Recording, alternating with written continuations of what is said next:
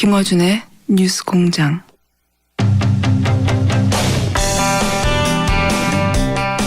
전기요금이 3배 인상된다. 그리고 전기가 부족할 것이다. 예, 탈원전 관련해서 나오는 이야기들입니다. 이게 과연 사실인지, 탈원전에 관한 오해 혹은 진실은 무엇인지, 탈핵 에너지 교수 모임 공동대표 동국대 김익중 교수님 나오셨습니다. 안녕하십니까? 예, 안녕하십니까? 동국대면은 직접 제가 듣기로는 KTX 타고 새벽에 올라오신 게 아니고 전날 밤에 차로 운전해서 쭉 오셨다. 아, 예. 제가 KTX보다 차 운전하는 걸 좋아합니다. 왜냐하면 다음 일정이 또 다른 지역을 갈 경우가 많아서 네. 예, 오늘 저녁에 전주를 가야 돼서 기차를 타시면은 아무래도 환경 오염 물질도 덜 배출되고 그런데. 아, 그렇네요. 게다가 의학을 전공하셨는데 어떻게 탈핵에 관심을 가지셨어요? 경주에 있어요. 동국대 의대가. 네. 경주에 원전 6개 있고요. 아, 방패장도 있고. 그렇죠. 그래서 방패장 때문에 처음 관심 갖게 된 겁니다. 의학적 관점에서 가지게 되셨고. 그리고 하다 보니까 또 이게 의학하고 관련이 있더라고요. 원자력 안전이라는 게 피폭량으로 그렇죠. 계산을 하더라고요. 보통 원전 전문가들은 대부분 그 원자력을 전공했거나 아니면은 그렇죠. 이제 건설 부분에 이제 전문가들인데 예. 사실은 우리가 이 탈원전 얘기하는 것도 결국은 이 안전, 인간의 생명과 관련된 얘기이기 때문에 그렇죠. 걱정을 하는 거잖아요. 예. 한번 조금이라도 잘못되면은 끝장나니까요. 예. 그러니까 방사선이 이제 인체에 영향이 없으면 원자력은 진짜 안전한 거예요.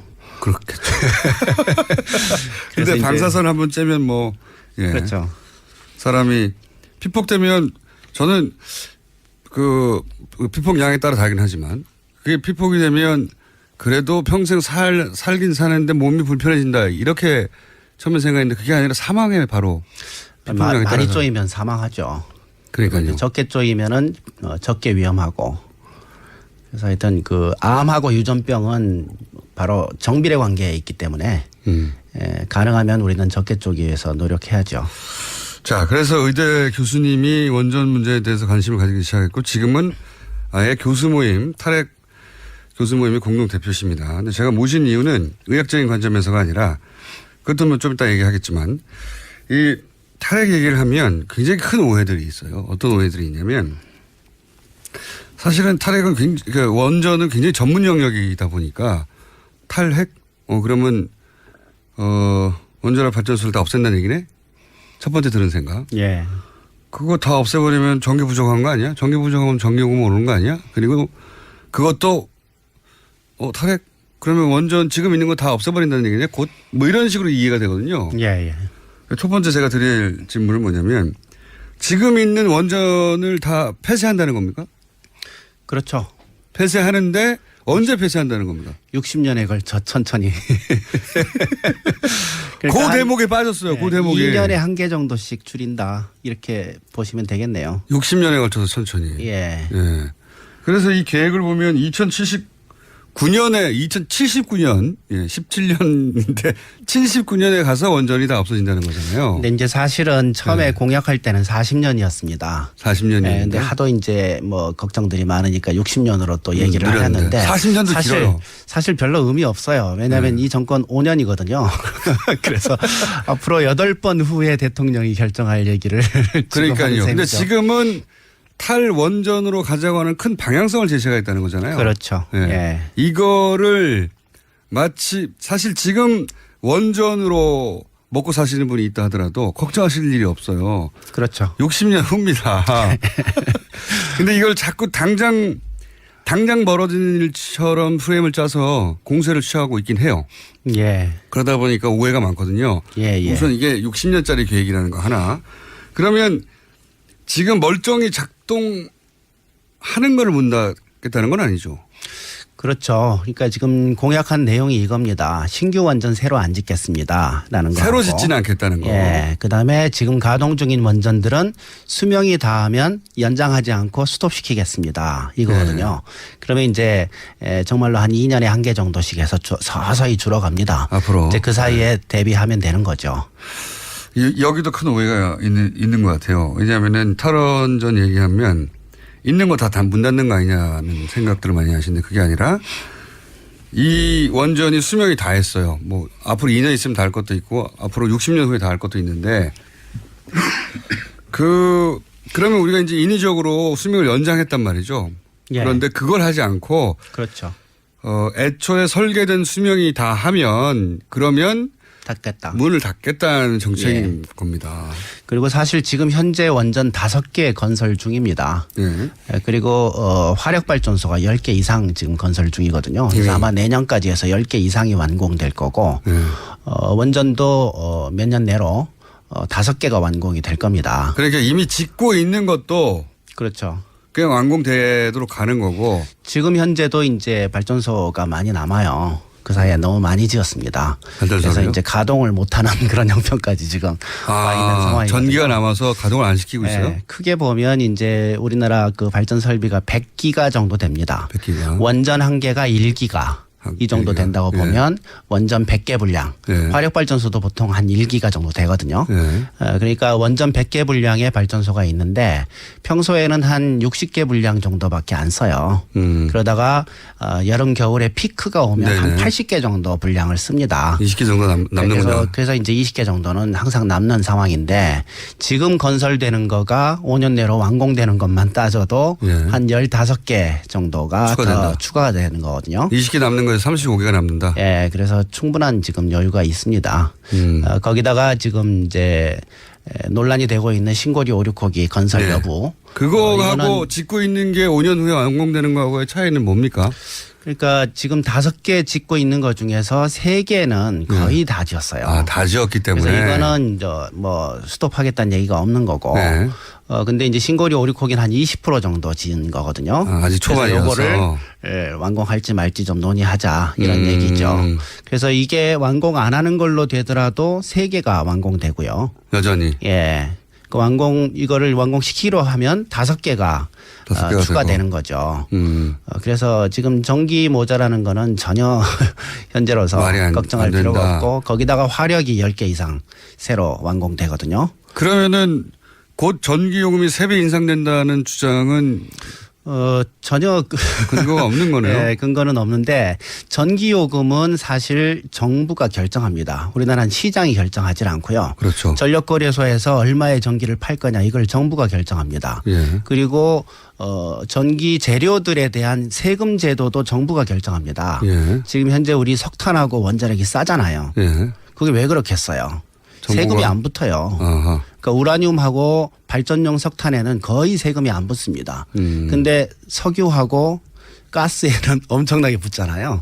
그러니까 결국 그 세제가 여태까지 석탄하고 원자력을 키워왔다. 의도적으로 정책적으로 예. 이렇게 보시면 되죠. 그래서 전기 가격은 정부가 세제하고 거래 가격을 결정하기 때문에 정부 의지에서 결정됩니다.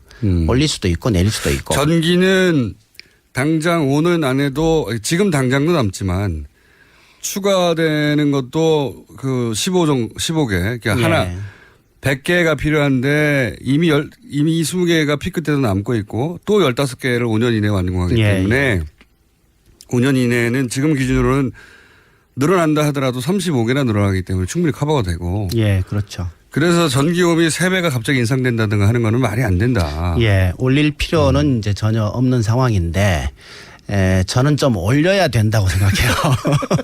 왜냐하면 지금 전기요금이 싸니까 산업용 같은 경우 중국보다 더 싸요. 그러다 보니까 전기 낭비 요인이 너무 많습니다. 산업용 전기가 너무 싼 거 아닙니까?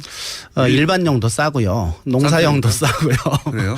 그리고 사실은 가정용도 다른 나라에 비해서 싼 편입니다. 근데 누진으로 하면 비싸지잖아요. 그렇죠. 누진하면 이제 얘기가 좀 달라지지만 기본적인 요금으로 기본 보면 단가는 싼데. 예. 그래서 수요 관리 차원에서 좀 올릴 필요는 있어요. 산업용 전기를 올리는 쪽으로 하죠. 가정용은 사실은 안 올려도 좀 됩니다. 왜냐하면 지금 충분히 비싸서가 아니고 그 사이에 한 20년 정도 보면 가정용 전기는 사용이 늘질 않았습니다. 거의. 우리는 전기 더 많이 쓰는 것 같잖아요. 네. 근데 그렇지가 않아요. 왜냐하면 가전 제품들이 열 효율이 굉장히 좋아졌어요. 효율이 좋아지니까 많이 쓰는 것 같지만 실제 전기 소비량은 많지 않은 겁니다. 예전보다 에너지 등급이 점점 좋아지고 있는데 그렇죠. 그러니까 전기 제품은 늘어났지만 전기 효율이 올라서 전기는 예. 20년간 가정용은 별로 안 올랐어요. 증가하지 않았다. 예. 근데 이제 산업용하고 일반용은 이제 그런 에너지 효율화 사업 같은데 별로 투자를 안 했던 거죠. 싸니까요. 어차피. 그렇죠. 그래서 그걸 좀 자극하기 위해서 좀 올릴 필요는 있다. 산업용을 올려놓으면 다른 이유도 있지만 산업용 올렸을 경우에 산업용에 쓰이는 기기들의 전기 효율이 더 올라갈 것이다. 그렇죠. 그런데 우리 그 기업들이 별로 투자를 안 했습니다. 이때까지는. 예, 그럴 필요가 없었으니까. 그런 측면이 있고. 그게 지금 큰 오해가 있는 겁니다. 전기요금이 당장 올라간다는 거. 전기가 모자라는 것도. 예, 그것도 아니고. 그리고 올릴 필요도 지금 없는 상황인데. 예. 그리고 그러면 소위 이제 곧 이 탈원전 얘기하면 블랙아웃. 전기가 모자라서 툭 끊어져 버릴 것이다. 이런 주장들 나오잖아요. 네, 황당한 얘기죠, 그거는. 황당합니다. 지금 상황에서는 생각하기 힘듭니다. 그러니까 뭐 일부러 전력거래소나 뭐 한전이나 이런 데서 문제를 일으켜서 하지 않는 한 아니면 큰 실수를 해서 하지 않는 한 그런 일은 지금 생각하기 힘듭니다. 정말 전기가 모자란 게 아니라 무슨 실수나 사고가 아닌 한은 안 된다. 그렇죠. 반론권은 저희가 보장하고 있기 때문에 반론도 한번 들어보긴 하겠는데 저희가 반론권을 보장한다고 해도 잘 인터뷰에 응하지 않아요. 이런 반론하시는 분들이. 아니 근데 이거는 뭐 그냥 그 정부 자료고 예. 팩트이기 때문에. 그래요? 예. 그런데 왜 그러면 이런 얘기가 나오는 겁니까? 3년 그러니까 곧 세배 올라간다. 전기 모자라가지고 블랙아웃 된다. 그러니까 이게 이제 아까 말씀드린 잘못된 오해들. 원전을 당장 문 닫고 있는 것도 다 문 닫아버리고 즉시라 하면 뭐 몇 년 이내에 이런 느낌이거든요. 그러니까 이제 탈원전 정책이 사실은 이제 노골적으로 이렇게 추진한 게 처음 아닙니까? 그렇죠. 그러다 보니까 여기에 이제 반대하는 국민들도 있고 반대하는 세력도 있고. 제가 지금 말씀드린 우려 때문이거든요. 원전을 좋아해서라기보다는 야, 전기요금 올라가고 그래서 지금 있는 것도 다 없애버리면 전기 부족한 거 아니야. 이런 인식 때문에 반대하는 거지. 만약에 아니 전기요금도 안 올라가고 전기도 안 모자라고 60년 후에 다 원전이 문 닫는 장기 계획이라면 그 뭐 당연히 장기적으로는 그렇게 문 닫아가면서 재생에너지 쪽으로 전환해 가야지 이렇게 생각하기 십상인데 그 소위 프로파간다가 먹히고 있는 거죠.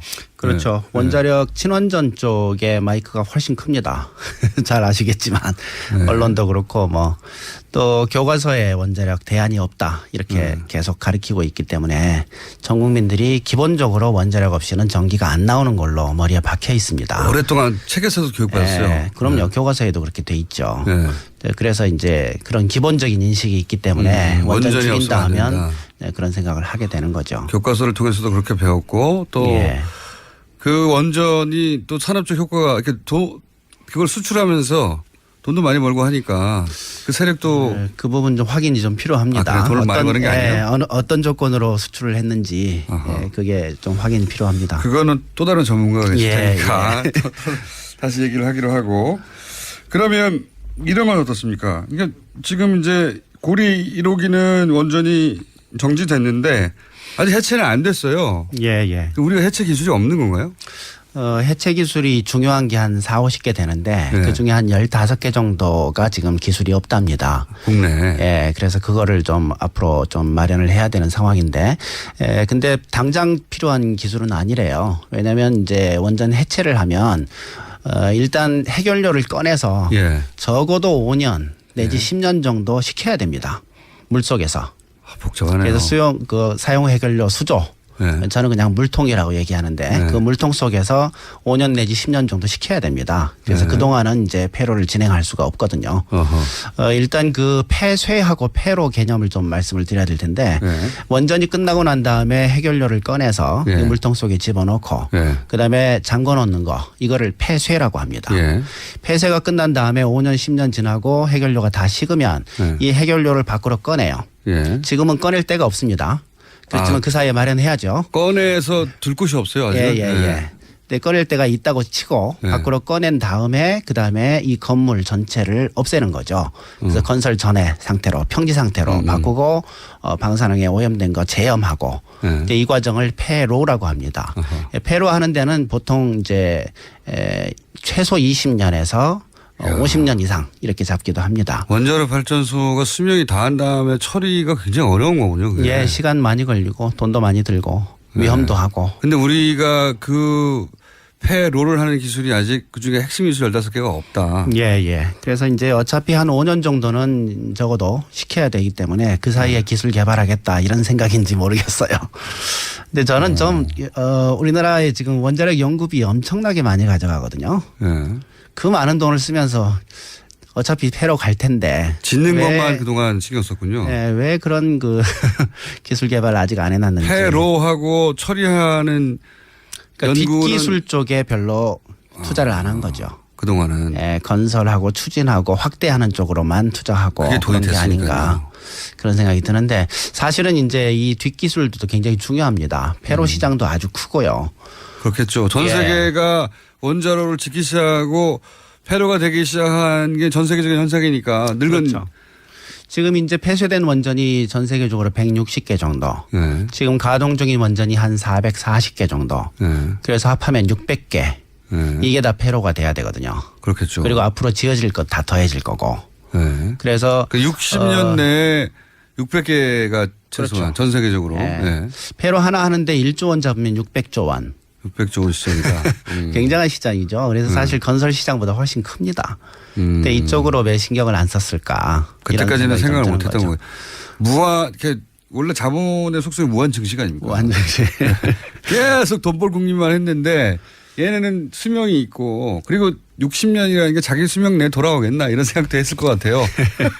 만약에 40대 정도에 가장 활발하게 움직이는 어떤 뭐 교수님이나 어떤 전문가가 야 60년 후면 나 100년 100살이잖아. 그렇죠. 나 다음인데 뭐 내가 신경 쓸 게 뭐 있어. 그렇죠. 이렇게 진행했을 가능성이 높죠. 어쨌든 그 기술이 없다. 예. 우리한테는. 예, 개발해야 됩니다. 허허. 이 기술을 가지고 있는 나라로부터 수입하거나 아니면 그쪽에서 처리를 맡기거나 해야 하는 거지 원전은 우리가 짓긴 하지만 해체를 못한다는 얘기네요. 해체 기술 중에 하여튼 지금 부족한 부분이 있어서 그건 이제 외국 전문가들을 부르든가 아니면 그 사이에 기술 개발을 하든가 아니면 외국 회사를 부르든가 이렇게 해야 되겠죠. 자, 그러면서 탈원전을 하는 것이 지금 탈원전이라는 게 이제 오해 소지가 많은 용어라는 걸 이해했어요. 이게 60년 후에 우리나라가 결국 원전이 없어지고 그 사이에 여러 가지 재생에너지라든가 신재생에너지들을 개발해서 그걸 대체해 나갈 것이다. 60년간. 60년이면 정말 긴 세월이거든요. 그렇죠. 6.25 때가 60몇 년 전이죠. 그러니까요. 지금 이 방송을 관심 있게 들으신 분들 중에 그때까지도 활발히 활동하실 분들이 별로 없을 수 있습니다. 대부분. 네. 뭐 저는 분명히 안 살고 있을 것 같고. 우리 생애는 못 볼 일이기도 합니다. 거의. 예. 지금 방송 저는 못 볼 일일 것 같고요. 60년이면 100살 이상 살래나요 제가? 어쨌든 100세 이상 살아야지 볼 수 있는 일인데 지금 당장 전기요금 이거 다 호들갑이다. 예. 이런 말씀 하나 드리고 그런데 실제 탈원전이 세계적인 추세가 맞느냐? 아니다. 어느 나라는 더 많이 짓고 있고 물론 탈원전을 하겠다고 하는 나라들도 있어요. 선언한 나라 몇 군데. 그렇죠. 이 세계적인 추세에 대해서는 어떻게 평가하십니까? 일단 원전 개수 그래프를 보시면요. 1954년부터 전 세계에서 원전이 시작이 됐는데 1990년대까지 개수가 증가합니다. 무조건 증가했고. 네. 일식전으로 증가합니다. 선진국들이 주로 많이 지었고 그래서 400개가 넘어갑니다. 네. 근데 그 후로 30년 동안 원전 개수가 제자리 걸음이었거든요. 30년간. 그 사이에 이제 어떤 일이 일어나는지 보면 유럽이 원전 개수 한 50개 정도 줄였습니다. 네. 그리고 미국도 한 10개 정도 줄였고요. 네. 그리고 그 빈자리를 아시아 4개 나라가 채우고 있었습니다. 그게 한국, 중국, 인도, 러시아입니다.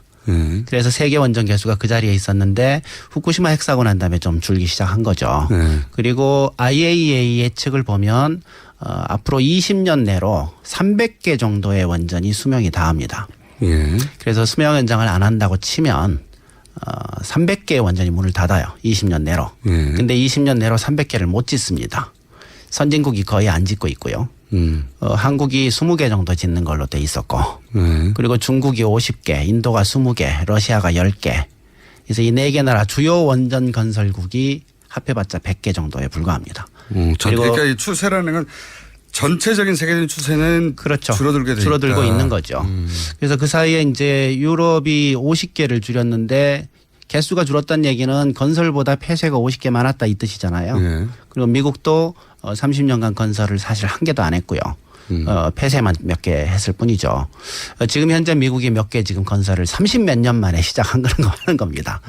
그래봤자 전체 추세에는 큰 문제가 안 될 거고. 그러니까 이게 국가별로 볼 일이 아니다. 세계적으로 몇 네. 개가 있느냐. 그렇죠. 세계적으로 그래서 곡선이 수직은 아니지만 일직선으로 증가하다가 지금 주춤하다가 다시 줄어드는 추세가 예, 그렇죠. 세계적인 추세인 건 분명하다. 예. 그래서 원자력은 사실 사양 산업입니다. 30년간 성장이 없었으면 그건 당연히 사양 산업이죠. 그래서 선진국에서 아시아에 있는 개도국으로 이양되고 있었다. 지금도 그 과정에 있는 거다. 이렇게 봐야 됩니다.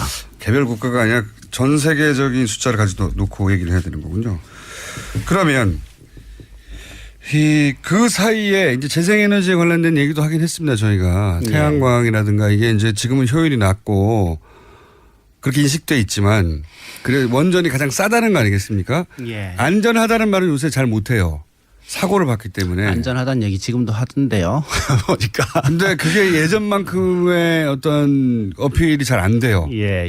뭐 안전한 것 같긴 하지만 사고 한 번 나면 큰일 나는 거 아니야라고 하는 인식이 생겼거든요, 분명히. 예. 근데 맞습니다. 저렴하다고 하는 부분에 대해서는 여전히 반론의 여지가 없는 것처럼 인식되는데. 예, 그게 이제 논란이 아마 이번에 굉장히 크게 될 거라고 보는데요. 선진국에서 원전을 계속 줄여왔잖아요. 30년 동안. 그게 제일 중요했던 이유는 안전성이고요.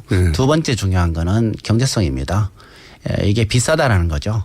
사고가 난 다음에 그 사고 확률 곱하기 사고의 규모를 해보면 사고 대비 비용이 너무 많이 드는 거예요. 그렇게 평가를 하다 보니까 원자력이 비싸다라고 평가가 된 거고. 그러니까 단순히 전기를 생산하는 비용이 아니라 혹여 사고가 났을 때 어떻게 대처하느냐. 혹은 그렇죠. 뭐 그거 폐로 당연히- 할 때의 비용 이런 게 다 그렇죠. 합쳐지는. 폐로 비용, 사고 비용, 그다음에 사용 후 해결료, 고준위 핵 폐기물 보관 비용. 이런 것들을 따져보면 비싸다라고 평가하고 선진국들이 그래서 안 지었던 겁니다. 선진국들은 지금도 원자력에 대해서 굉장히 비싸다고 평가해요. 태양광보다 더 비싸다 이렇게 평가합니다. 미국 같은 경우에는. 그래서 그러니까 계산하는 방법이 어떻게 되냐에 따라서 나라마다 원자력 경제성을 굉장히 큰 차이 나게 평가를 합니다. 그래서 탈원전 얘기하는 사람들은 이 평가가 잘못됐다. 그러니까 뒤에 책임져야 될 후손들이 책임져야 될 부분을 너무 적게 평가했다. 이렇게 주장하고 있는 거고. 당신이 살아있을 때는 싸게 느껴질지 모르겠지만 이걸 그렇죠. 해체하게 되는 우리 다음 세대 비용까지 합치면 싼 게 아니다. 예. 이런 얘기네요. 한마디로 사실 말해서. 이제 10만 년간 보관해야 될 고준위 핵 폐기물 보관 비용이 얼마 들까? 보관 사실- 10만 년 해야 돼요? 예. 방사능 저감 기간을 따지면 그렇죠. 그래서 그 비용을 어떻게 계산해요? 그건 땅속에 어차피 지금 묻나요, 계산이 지금? 돼서 원자력 경제성 평가에 들어가 있는데 그걸 어떻게 믿냐? 불가능합니다. 계산 자체가. 그리고 보존 기간이 10만 년이에요? 그렇죠. 고준위는 그렇습니다. 중저준위는 300년이고요. 300년이요? 그래서 10만 년간 방사능 누출이 안 되게 보관해야 되거든요. 그 기술 없어요, 그거. 없겠죠. 그리고 이제 사고 같은 것도 지금 후쿠시마 핵사고 난 다음에 일본 정부가 여태까지 낸 돈이 200조 원. 그리고 그거 예를 앞으로 내줄 들어서 돈이 더 갑자기 큰데 생각난 건데 그런 거 우주선에 실어가지고 저 멀리 보내버리면 안 됩니까? 그거 이제 1톤씩 쏴버린다고 치더라도 네. 우리나라에 지금 16,000톤 모여 있거든요, 고준위가. 16,000번을 모두 쏴서 모두 성공해야 돼요. 네. 말이 안 되는 얘기죠. 전 세계가 힘을 모아서 큰 우주를 만든 다음에 거기다가 핵핵힘만 모아서 우주로 아직 그 기술이 없습니다. 저 멀리. 네. 달을 10만 년- 폭파할 실력이 되면 아마 그 실력 생길지 모르겠는데. 10만 년 동안 땅속에 묻으면 지각 변동이나 지진 운동이나 뭐 그건 당연히 일어나는 거고. 그거 어떻게 됩니까? 그래서 그건 원래 대책이 없는 겁니다. 네, 저는 이제 그런 데 없다고 봐야 분노하는 거죠. 현재는 원래 없다고 봐야 처음부터 계획 불가능하다는 걸 알았을 텐데 왜 시작했냐 이런 생각을 하는 그러니까 거죠. 자기 때는 안 일어날 일이니까 후손들이 기술을 개발하겠거니. 그겁니다. 내 때 문제가 아니니까. 후손들이 그때가 되면 처리하는 기술이 나올 것이야. 그렇죠. 그거 믿고 이제 60년 전에 시작을 한 건데 아직도 안 나왔다 기술은. 앞으로 60년 더 지나도 안 생길걸요. 그렇게 걱정할 수 있습니다. 예. 충분히. 10만 년 전이면 호모사피엔스가 아프리카에 태어난 게 10만 년 전이에요. 아, 백두산 터진 게 2,000년밖에 안 됩니다. 단군이 5,000년 전이거든요. 그렇죠. 예. 실제 했다 하더라도. 그래서 이제 탈원전을 주장하시는 분들은 지금 현재 기준으로 혹은 국가 단위로 또는 그렇게 봐서는 안 되고 전 세계 기준으로 봐야 되고 예. 그리고 추세는 분명히 하강 곡선이고 이 처리 비용을 전체를 생각해야 한다. 그렇죠. 예. 그러니 그 사이에 선진국들이 원전 계속 줄이면서 그러면 전기를 계속 아껴 쓰기만 했냐. 그렇지가 않습니다. 재생에너지 개발을 했고요. 그게 엄청나게 증가해서 지금 세계 통계를 보면요. 전 세계에서 만든 전기 중에 10%가 원전 전기입니다. 10%밖에 안 돼. 10%밖에 전 안 세계 된다. 전기의 10%. 네. 근데 재생에너지는 25%입니다. 아 그래요? 예. 그리고 이게 1%씩 증가해요. 1년에 세계 1년에. 성장률 1%. 그래서 5년 후에 30% 됩니다. 오 그렇게 많이 전기를 그걸 차지하고 알고 있어? 있는 사람이 거의 없어요. 왜? 엄청나게 투자하고 있고 엄청나게 성장하고 있는 겁니다. 지금 전력 질주하고 있다 이렇게 보시면 돼요. 그러니까 우리가 이제 장기 계획이 약하다고들 많이 얘기해 왔는데 사실은 재생에너지 같은 경우에는 금방 될 기술이 아니니까 오랫동안 투자해서 그럼요. 와야 되는데 그게 우리가 생각하는 것보다 훨씬 많이 와 있다. 그렇죠. 선진국들은 30년 전에 시작을 한 거고 우리는 아직 시작을 못 한 거고 그러다 보니까 세계 평균이 25%인데 우리는 통계도 안 내요. 재생에너지 통계 따로 안 냅니다. 의미 있는 수치가 나올까요? 그러니까 신재생이라고 해가지고 네. 이상하게 내요. 그래요? 그건 세계적으로 얼마나 될까요? 재생에너지라고 인정 못 받는 것들 이런 걸 자꾸 집어넣어놨어요. 그래서 뭐 4%니 뭐 이렇게 얘기하고 있는데 국제적인 기준으로 통계도 안 냅니다. 국제적인 기준으로 통계를 내면 얼마나 될까요? 1% 근처예요. 1%요? 예. 그래서 앞으로 5년 후에 전 세계 평균 30%의 전기를 재생에너지로 만들고 원자력은 30년 전부터 한 15%에서 살살살 내려오고 있는 중이거든요. 지금 현재 10% 정도 유지하고 있는데 근데 이걸 고집하고 있다라는 게 시대착오죠 정말로. 자, 오늘은 여기까지 듣고요. 저희가 다음 시간에는 반대하시는 분, 그러니까 탈핵하면 지금 시기상조다 이렇게 주장하시는 분들 하고 같이 모셔야 될 것 같아요. 따로 모시려니까 잘 섭외가 안 됩니다. 같이 하면 제가 네. 또 스트레스 받아서 네, 그건 저희가 알 바 아니고요. 굉장히 그 비효율적으로 얘기가 진행이 돼서 화기애애하게 만들 수 네, 있습니다. 그분 한 저희는. 20분 하고 저 20분 하고 하든지 10분 하든지 뭐 알겠습니다. 하여튼 얘기 저는 토론 너무 힘들어요. 이 얘기를 그래요? 이렇게 막고 또 사실 거짓 팩트가 아닌 거를 얘기하는 거 견디는 게 너무 힘들어요 저는. 견뎌주시고요. 다음 시간에. 자, 오늘은 여기까지 하겠습니다. 지금까지 탈핵 에너지 교수 모임 공동대표 김익중 교수님이었습니다. 감사합니다. 고맙습니다.